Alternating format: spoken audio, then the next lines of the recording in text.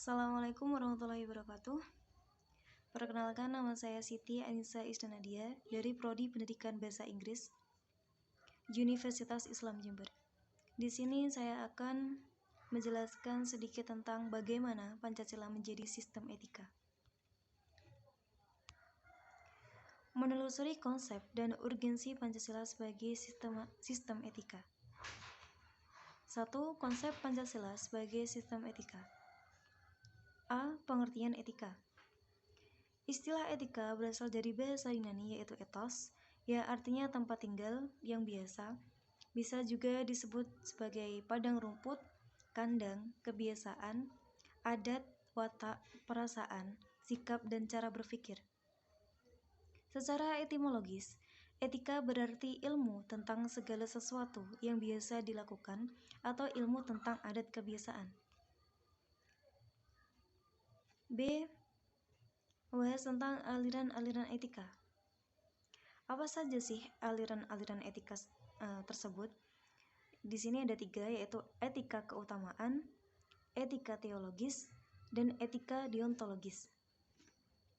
Etika keutamaan atau etika kebajikan adalah teori yang mempelajari keutamaan atau virtu. Artinya, mempelajari di sini tuh mempelajari tentang perbuatan manusia itu baik atau buruk. Yang kedua yaitu etika teologis. Etika teologis adalah teori yang menyatakan bahwa hasil dari tindakan moral menentukan nilai tindakan atau kebenaran tindakan dan dilawankan dengan kewajiban.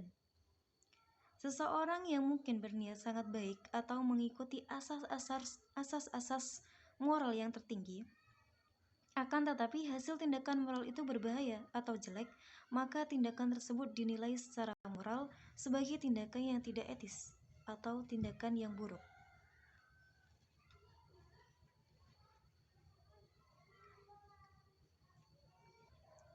Yang ketiga yaitu etika deontologis. Etika deontologis adalah teori etis yang bersangkutan dengan kewajiban moral sebagai hal yang benar dan bukannya membicarakan tujuan atau akibat. Kewajiban moral bertalian dengan kewajiban yang seharusnya, kebenaran moral atau kelayakan dan kepatutan. Kewajiban moral mengandung kemestian atau melakukan tindakan. Jadi di sini tuh dibuktikan dengan tindakan. Kemudian C, membahas tentang etika Pancasila. Etika Pancasila adalah cabang filsafat yang dijabarkan dari sila-sila Pancasila untuk mengatur perilaku kehidupan bermasyarakat, berbangsa, dan bernegara di Indonesia. Oleh karena itu, dalam etika Pancasila terkandung nilai-nilai ketuhanan, kemanusiaan, persatuan, kerakyatan, dan keadilan. Kelima nilai tersebut membentuk perilaku manusia Indonesia dalam semua sistem etika. Kemudian kedua, membahas tentang urgensi Pancasila sebagai sistem politik. Urgensi Pancasila sebagai sistem etika. Pentingnya Pancasila sebagai sistem etika terkait dengan problem yang dihadapi bangsa Indonesia sebagai berikut. Pertama, banyaknya kasus korupsi yang sering kita ketahui di Indonesia, terjadinya korupsi di mana-mana yang melanda negara Indonesia sehingga dapat melemahkan sendi-sendi kehidupan berbangsa dan bernegara. Kedua, masih terjadinya aksi terorisme yang mengatasnamakan agama sehingga dapat merusak semangat toleransi dalam kehidupan antar umat beragama dan meluluhlantakkan semangat persatuan atau mengancam disintegrasi bangsa. Kemudian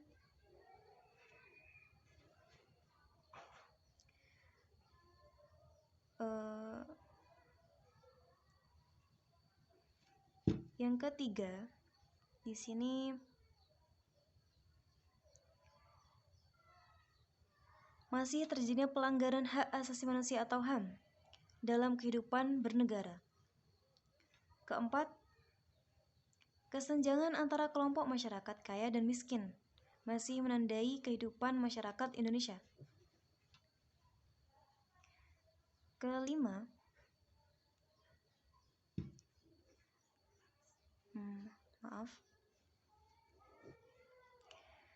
kelima,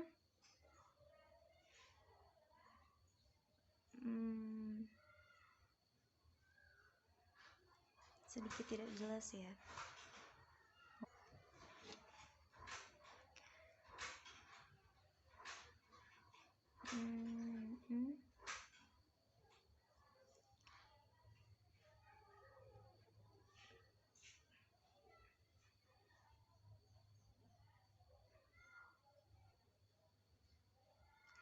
Kelima, ketidakadilan hukum yang masih mewarnai proses peradilan di Indonesia, seperti keputusan bebas bersyarat atas pengedar narkoba asal Australia.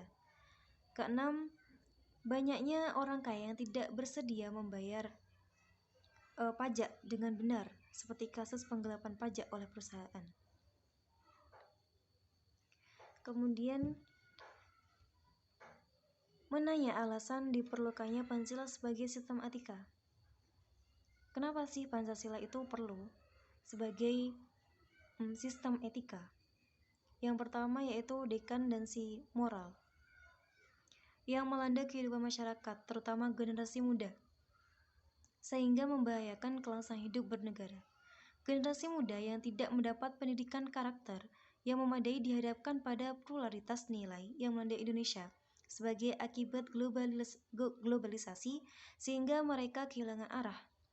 Dekadensi moral itu terjadi ketika pengaruh globalisasi tidak sejalan dengan nilai-nilai Pancasila, tetapi justru nilai-nilai dari luar berlaku dominan. Contoh-contoh dekadensi moral antara lain penyalahgunaan narkoba. Seperti yang kita ketahui di Indonesia, kita dapat mengetahui melalui berita di dalam televisi seperti pengedar narkoba, penyalahgunaan narkoba, dan lain-lain.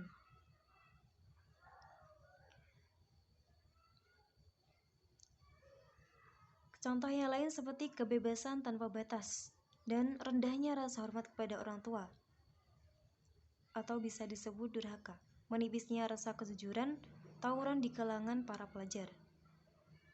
Kesemuanya itu menunjukkan lemahnya tatanan moral di Indonesia. Yang kedua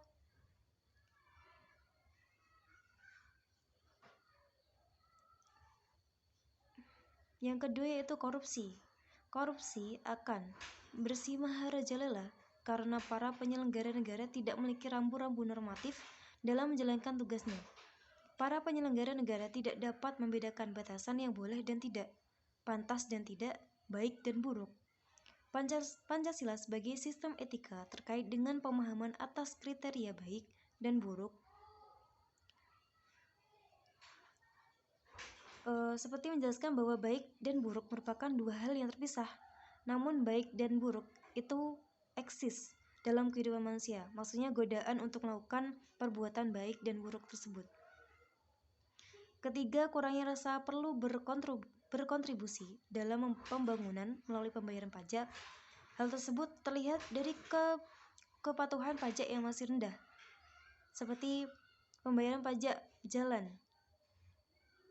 Padahal peranan pajak dari tahun ke tahun semakin meningkat dalam membiayai APBN. Pancasila sebagai sistem etika akan dapat mengarahkan wajib pajak untuk secara sadar memenuhi kewajiban perpajakannya dengan baik. Dengan kesadaran pajak yang tinggi, maka program pembangunan yang tertuang dalam APBN akan dapat dijalankan dengan sumber penerimaan dari sektor perpajakan.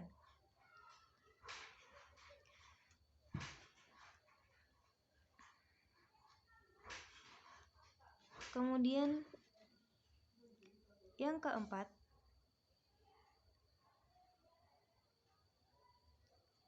pelanggaran hak asasi manusia atau HAM dalam kehidupan bernegara di Indonesia ditandai dengan melemahnya penghargaan seseorang terhadap hak pihak lain, atau kasus seperti contoh kasus bullying di sekolah. Kelima, kerusakan lingkungan yang terdampak terhadap berbagai aspek kehidupan manusia seperti kesehatan, kelancaran penerbangan, nasib generasi yang akan datang, global warming, perubahan cuaca, dan lain sebagainya. Kesimpulan, maka dari itu Pancasila sebagai sistem etika diperlukan dalam kehidupan politik berbangsa dan bernegara di Indonesia untuk mengatur sistem penyelenggaraan negara agar terciptanya kehidupan bernegara yang bisa menjadi tuntunan bagi warga negaranya. Sekian dari saya. Assalamualaikum warahmatullahi wabarakatuh. Terima kasih.